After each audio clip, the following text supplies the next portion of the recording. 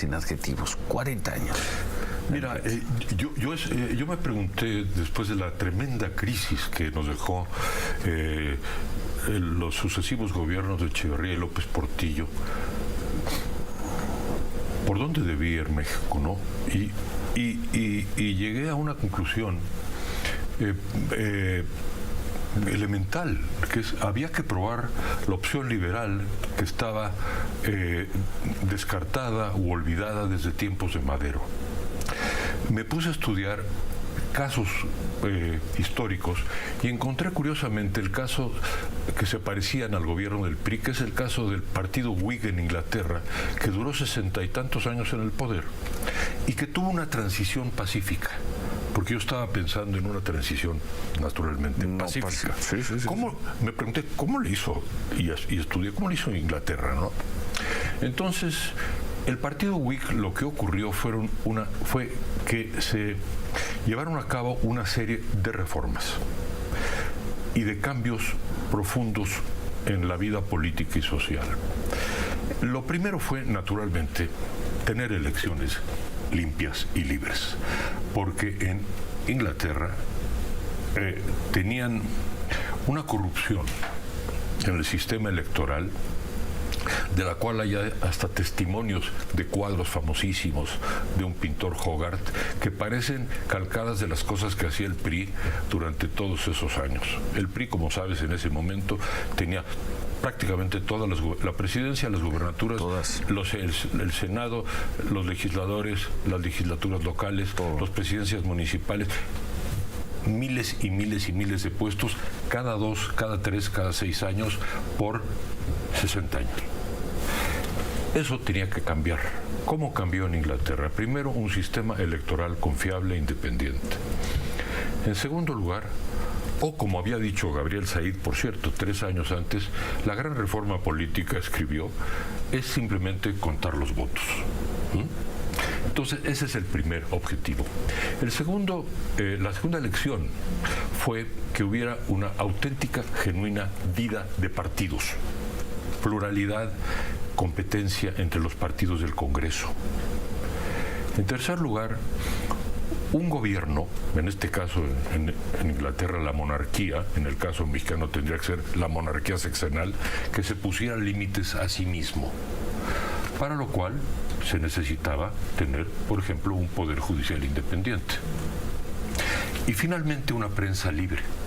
Curiosamente, el Times de Inglaterra nació en 1785 y fue un cambio profundísimo, porque le dio poder a la sociedad. Fue entonces cuando surgió la frase el cuarto poder. Bueno, pareció una utopía. En 1984. Una utopía, incluso desde luego me atacaron en el gobierno, me atacó mucho la izquierda, ¿no? Lo recuerdo muy bien.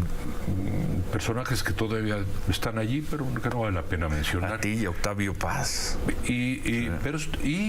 Bueno, nosotros se enmarcaba en una batalla de vuelta por la democracia continental, en contra de los generales argentinos y chilenos y uruguayos y todos los generales golpistas, sanguinarios, asesinos, sobre los cuales escribimos en Vuelta y por los cuales Vuelta fue prohibida en Argentina y en Chile, pero también en contra de los movimientos revolucionarios y de la dictadura cubana. Lo que queríamos era la democracia, con responsabilidad social, por supuesto, pero la democracia. Ante todo, que hubiera elecciones libres, lo que ya he dicho. Bueno, muy pronto vino una prueba en las elecciones de Chihuahua. 2 años después, 1986. La cubrimos en Vuelta y hubo un fraude clarísimo. Lo que pasa es que es la primera vez que el fraude llegó a ser, en México, llegó a ser noticia universal. Bueno, mundial, no universal. Sí. No llegó a Marte ni a Venus, pero sí mundial. Y de veras llegó a las páginas de muchos periódicos. ¿Y sabes por qué? Porque muchos intelectuales y escritores y artistas firmaron una carta que hicimos, en las cuales pedíamos la anulación de los comicios en Chihuahua y la celebración muy bien. de nuevos. Y ahí sí firmaron todos, si no recuerdo mal, Monsiváis, Lorenzo Meyer, Aguilar Camín, Said, Octavio, yo, en fin, muchos. Bueno, esto creo que fue importante dentro de las muchas batallas por la democracia que se dieron en México, yo diría, desde los años de Madero, Vasconcelos, las batallas del PAN, de Gómez Morín. La historia de la democracia en México es una larga y difícil historia por la conquista de la democracia y de la libertad. Es importante ver las cosas con perspectiva histórica. Es una batalla inagotable. Lo fue para Madero, lo fue durante todas esas décadas, lo fue para nosotros y lo sigue siendo. Bueno, tú me preguntas por el momento actual. Yo solo te diría que los cuatro temas, Ciro, que estaban presentes en aquel ensayo, bueno, por una democracia sin adjetivos. Por una democracia sin adjetivos de enero de 84, los cuatro temas torales, las cuatro tesis básicas de ese ensayo,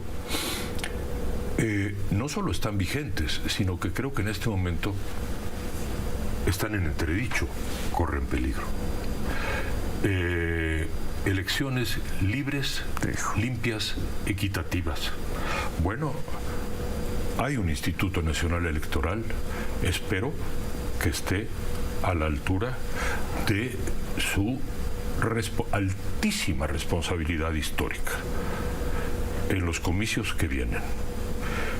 Segundo lugar, un gobierno que se autolimita, un gobierno que acepta al Poder Judicial y sus propios límites, que no pretende expandirse, una expansión económica y como que abarcarlo absolutamente todo. Bueno, en ese sentido creo que estamos viviendo una situación de reversión contra lo que aconsejaba Jesús Reyes Heroles, uno de los hombres verdaderamente sabios que había dentro del sistema. Reyes Heroles entendió que el PRI y el sistema tendría que autolimitarse.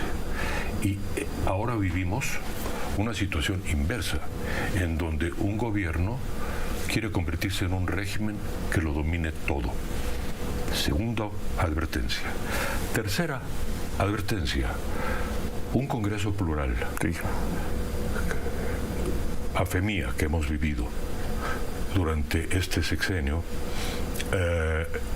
las consecuencias en muchos años de no tener un Congreso plural, ni en la Cámara de Diputados ni en la de Senadores, y con muchas dificultades se han detenido la maquinaria que viene del Ejecutivo, y el Congreso ha dejado que desear mucho, con excepciones.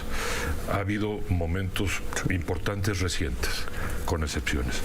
Y claro, y el cuarto punto es la prensa, pero no solamente es la prensa. Es la prensa, es la radio, la televisión, las redes sociales.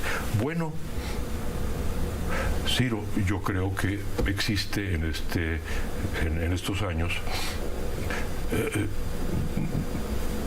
si no censura, sí hay autocensura. Entonces, tú eres el ejemplo de que la libertad de expresión, la libertad que es el cuarto poder, que es cardinal para la vida democrática y para la libertad, está acosado por el poder. De modo que sigue siendo, creo yo, vigente las cuatro tesis. De hace 40 años. Hacemos una pausa y continuamos. Al regresar, concluimos esta conversación con Enrique Krause, porque en la edición que está circulando, la edición de enero de Letras Libres, recuerdas que también hay otro aniversario, 100 años. Y aunque fue una derrota electoral, de alguna manera los 100 años del nacimiento del nacionalsocialismo, del partido que llevó al poder a Hitler, y regresas a uno de los temas que ha sido una constante en estos 25 años de Letras Libres, los totalitarismos y las luchas que se han dado contra esos totalitarismos. Regresamos con